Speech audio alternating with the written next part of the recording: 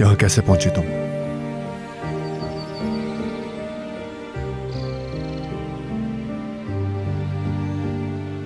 आरिफ बाबा ने बताया है ना? तुम अकेली आई हो क्या? किसी को पता है कि तुम यहां आ रही हो? अकेली आई हूं मैं, किसी को नहीं मालूम। तुम बेफिक्र रहो, तुम्हारे इस घर के बारे में किसी को नहीं पता, यकीन करो मेरा।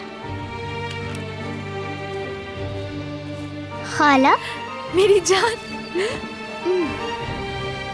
मेरी जान, बहुत याद किया तुम्हें मैंने। आप ख्वाब में मिलने आई हैं? नहीं मेरी जान, तुम्हारे सामने हूं मैं। दुआएं कबूल हो गई तुम्हारी आखिरकार।